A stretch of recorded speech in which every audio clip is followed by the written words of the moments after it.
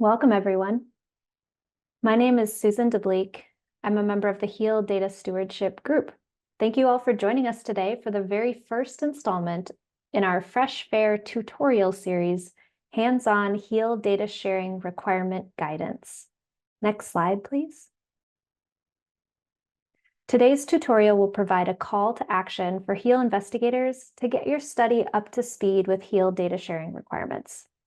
The tutorial includes 3 presentations, followed by 2 breakout rooms to dive into data sharing questions with subject matter experts. The tutorial will end after the breakout rooms are over.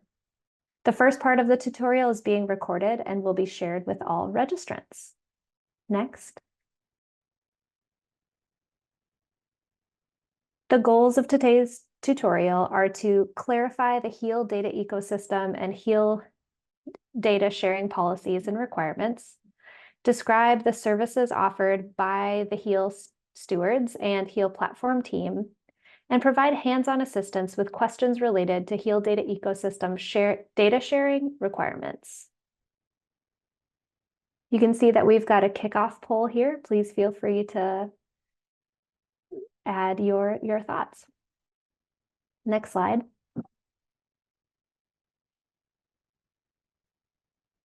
We are joined today by our presenters, Dr. Jessica Mazerik, Dr. Sarah Volkte-Garcia, and Sabrina McCutcheon. Dr. Jessica Mazerik is the Program Director for the HEAL data ecosystem. Prior to working in the NIH HEAL initiative, she led workforce activities in the OD DPCPSI Office of Data Science Strategy. And Dr. Mazerik served as a special assistant to the NIH Deputy Director, where she focused on artificial intelligence and data science, among other activities. She coordinated 2 prize competitions to develop 3-dimensional retinal tissue models for the National Eye Institute, Office of the Director. Dr. Sarah Volkte-Garcia is a part of the HEAL data platform team and the user and data services group at the Center for Translational Data Science at the University of Chicago. In this role, she provides user and data support services for assorted Gen 3 platform projects, including HEAL. Along with the rest of the platform team, Dr. Volkte-Garcia helps HEAL study investigators register their study, complete their study level metadata form, upload variable level metadata, and access and use the HEAL workspace. Sarah's experience in software user support, technical writing, grant-funded programs, and science communication and education, her training in public health and biochemistry, as well as her familiarity with academia, has prepared her to deliver cheerful and competent service to HEAL investigators. Sabrina McCutcheon is a research data solutions architect within the Center for Data Modernization Solutions at RTI International. She has 15 years of experience working at the intersection of data management, data governance, and health research, and is a certified data management professional. Within the HEAL data ecosystem, Sabrina works to develop data management and curation resources, tools, and processes that support the wide-ranging data needs of HEAL investigators. She's passionate about applying data ethics and open science paradigms to drive innovation and support those seeking to improve the human condition. Next slide, please. So at this time, I will pass the presentation over to Dr. Mazerik. Thank you, Susan. Hello, everyone. Thanks for joining us today. Next slide, please. So hopefully by now, most of you are familiar with the HEAL data ecosystem and our strategy and approach for sharing data. HEAL is a large cross-NIH initiative with a diverse set of needs around data management and sharing. And so to best meet the needs of our many HEAL investigators and research teams, we built the HEAL data ecosystem, a platform and semantic search that leverages metadata to connect information across various different repositories and databases. In our system, data are stored in HEAL compliant repositories that were selected to meet the diverse needs of HEAL researchers, and the platform allows discovery and data access across these various repositories and has workspaces for computing. So using metadata in this way allows us to maintain flexibility, yet build value and harmonize across the initiative and facilitate future secondary data reuse analyses. The team that built these tools are also here to support you in managing and sharing your data and aligning with the HEAL data ecosystem processes and requirements. So let me tell you a little bit more about that before I introduce them. Next slide, please. Thanks. So we've built this amazing system, but how do you integrate and participate? Not only are we developing infrastructure, but we also have many resources to help HEAL investigators and their teams participate in the HEAL data ecosystem. One of the most helpful guides is this checklist for HEAL compliant data. It walks through and provides resources associated with many of the data management and sharing considerations and steps that study teams should be thinking about throughout the lifetime of your award, including steps that are specific to joining your work with the HEAL data ecosystem. And we do have a few HEAL specific activities that you're going to hear more about in a few minutes. Next slide, please. And the checklist is now interactive. So HEAL supported investigators or program officers or anyone interested in a study's data sharing progress can search an award number and check the progress for that particular study. And there are some nuances and considerations around data sharing depending on your award. For example, you may not be able to legally share all of the data that you're generating, but you can still register your study and share your study level metadata. So when you submit your data to a repository, we ask that you let us know so that we can ensure that your data are connected up with the platform. And the best news is that you don't have to figure out all of this alone. We have these two wonderful teams here to support you in your data sharing journey and to get these boxes checked. So next slide, please. I'm going to introduce you to those teams very briefly, and then you'll hear more from them. The HEAL Data Platform team is at the University of Chicago, and the HEAL Data Stewardship Group, who you all may know as the HEAL Stewards, is the team from the Renaissance Computing Institute, RENCI, at UNC Chapel Hill, along with partners at RTI. And members of each team are going to tell you how they can specifically support HEAL researchers at each step of that checklist. And now I'll hand it over to Sarah to kick off this discussion and walk through some of the features of the platform and how the Chicago team can help investigators meet those data sharing requirements. Great, thanks, Jess. Next slide, please. So on the checklist, these boxed areas are places where the platform can help you do things. And so I'm going to very briefly just touch on, how we can help you with this. What I'm going to be providing right now is not like an instructional walkthrough that, you should be memorizing. We handily have a resources slide that will give you all the information you're going to need to know for doing any of these things. And if you have more questions, you can ask them in the breakout as well. So these are the things I'm going to talk about. Actually, I do want to add one thing that isn't boxed. The platform can also help you submit variable level metadata. And there's a feature that'll be coming out soon that will allow you to submit the CDEs that you used in your study if you used CDEs on the platform. But that's not quite available yet, so we didn't want to, we don't have screenshots. Next slide, please. So one of the first ways you're going to interact with the platform is registering your study on the platform. And this is easy. All you're going to need to do is find your study, and then you're going to click this request access to register this study. You have to log in first. Log in, then find your study, then request access. Next slide, please. When you do that, it'll send a request to us saying, oh, hey, this person would like access. While you're waiting for us to approve your access, you'll go and create a CEDAR account. And next slide, please. And then you're going to use your CEDAR identifier to actually finish the registration. I think the takeaway that I want you to have from this slide is that registration is really 2 or 3 steps, depending on if you consider the CEDAR thing a separate step. So just requesting access isn't going to get your study registered. You have to finish it up. But the good news is when we send you the email that approves access, we give you all the instructions you need to finish it up. Next slide, please. And so when you register your study on the platform, when you finish registering it, that triggers creation of this CEDAR form so that you can enter your study level metadata. Next slide, please. And so you're going to open up the CEDAR form, and then next, please. And then there are 9 different sections that I have boxed here that where you can enter the metadata relevant for your study. The key thing I'd like you to take away from this slide, besides that you need to enter metadata, is that it doesn't automatically save. So make sure you scroll down to the bottom of the form and find that save button before you do anything else. Next, please.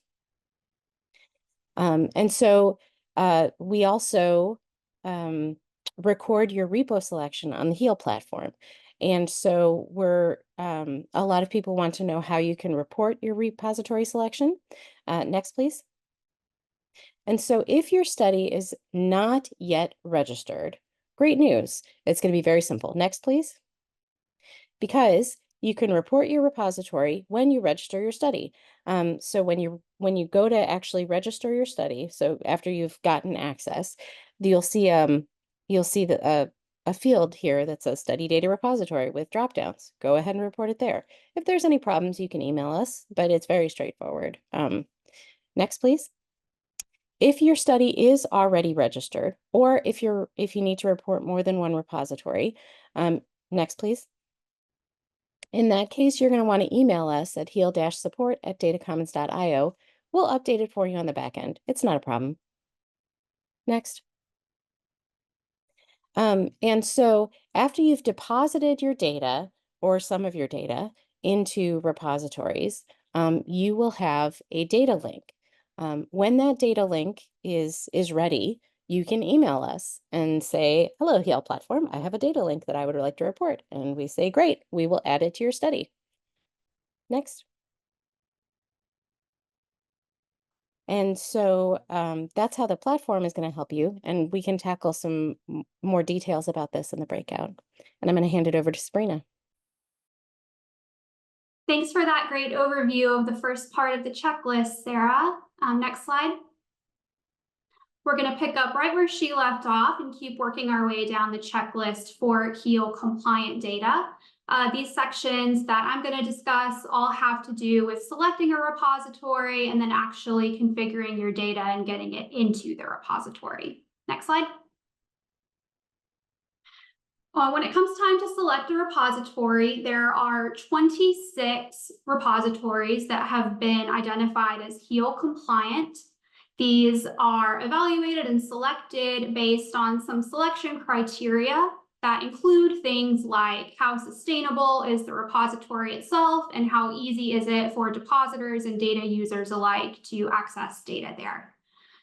The HEAL Stewards provide individual consulting to assist with repository selection, but there are also resources available online to get you familiar with the options where you can start looking around and seeing which repository might be a good fit for your given study and data types. So if you follow this bit.ly link, HEAL repo selection, it will take you to a table which can be sorted and filtered based on descriptive tags, the organism that the data describes, as well as the NIH Institute Center or program. In addition to that, next slide, there is a tool also available on healdatafair.org called the Repository Selection Tool. And this is a brief quiz where you answer a series of questions about your study and your data, and the tool will make a recommendation based on your input there. Whenever you have decided upon a repository or multiple repositories you would like to use, then we ask that you report that selection to either the platform or the stewards, as Sarah was describing, so that we can get everything updated in the ecosystem. Next slide. Our next step on the checklist is to use HEAL common data elements to collect your data. Now, a common data element, or a CDE, is a standardized term for the collection and exchange of data.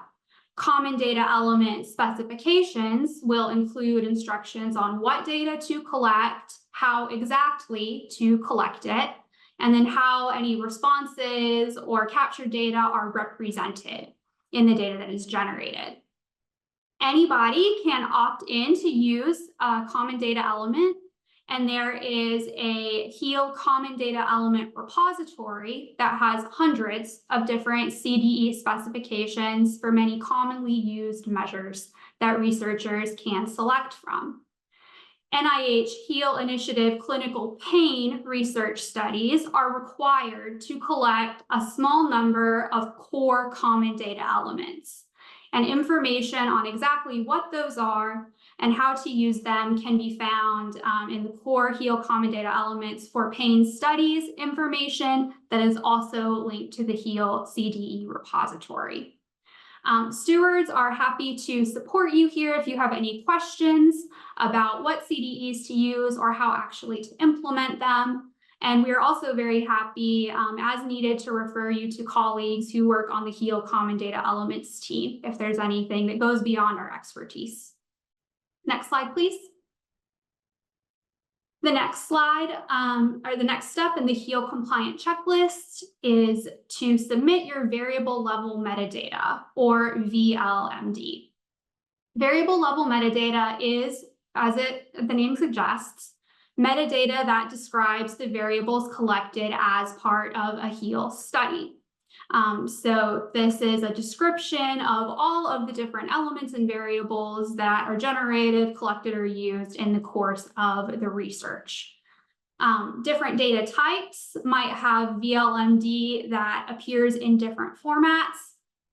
The type of VLMD most people are familiar with is VLMD for tabular data, which is typically captured and recorded in something called a code book or a data dictionary. Next slide. This step on the checklist to submit variable level metadata means to submit VLMD to the HEAL data ecosystem. So this is a separate step on the checklist from completing deposit in a repository because it applies even to studies that are not sharing their data or are not sharing their full data, perhaps due to confidentiality or sensitivity or other types of restrictions. So even if you are not sharing data, you can submit your variable level metadata to the HEAL data ecosystem to power other parts of the ecosystem, such as HEAL semantic search.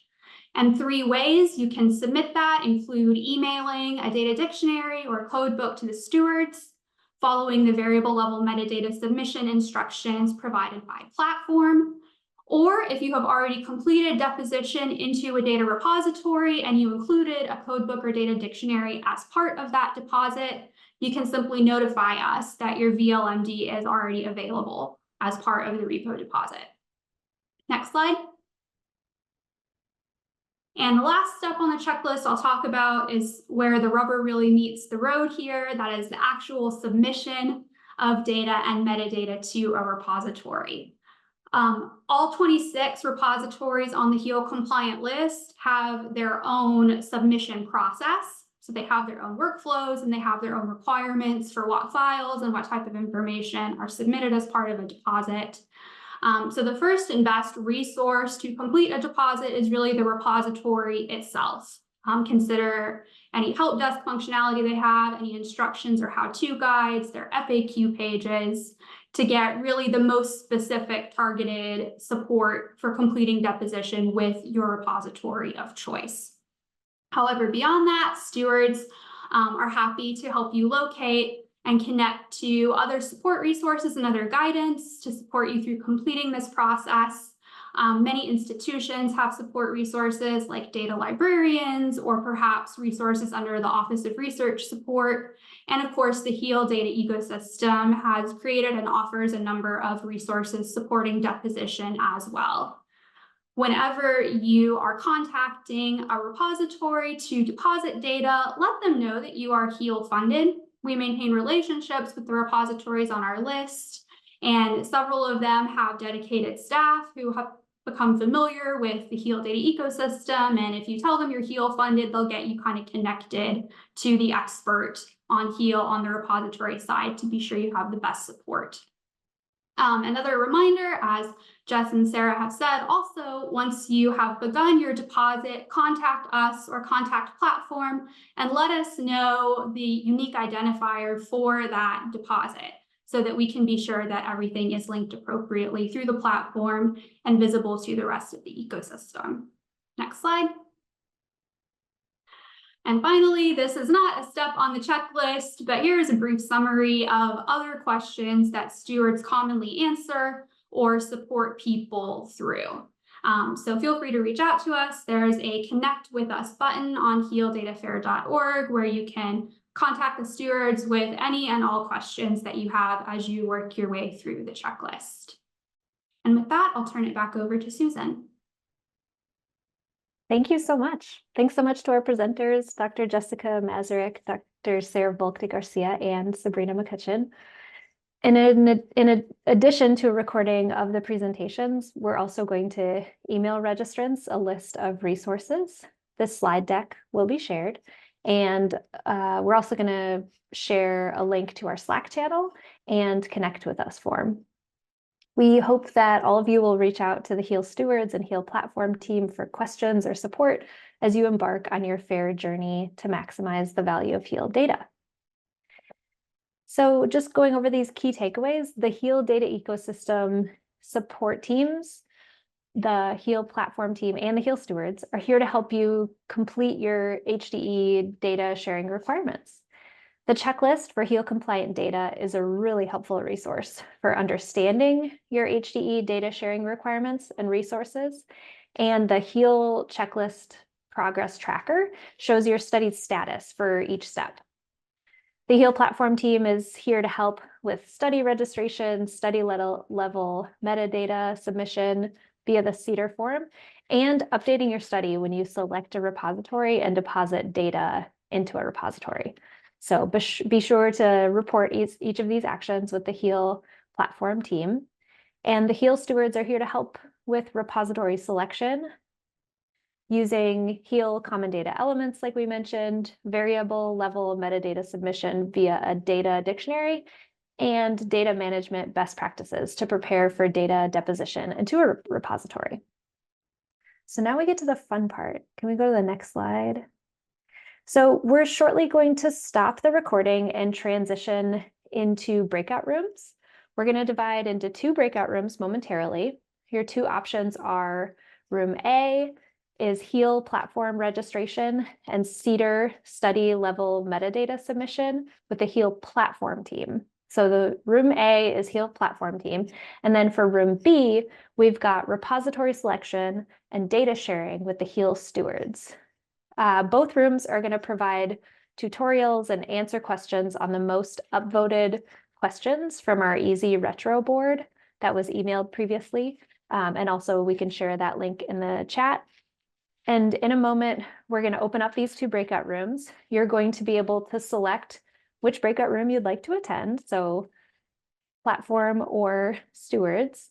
And if you have any issues moving to a room, please just put in the chat which room you want to be moved to, just A or B, and Chelsea Davis will ensure that you get into that room. Once we're in the breakout rooms, our facilitators are going to provide more information about how the breakout rooms will function.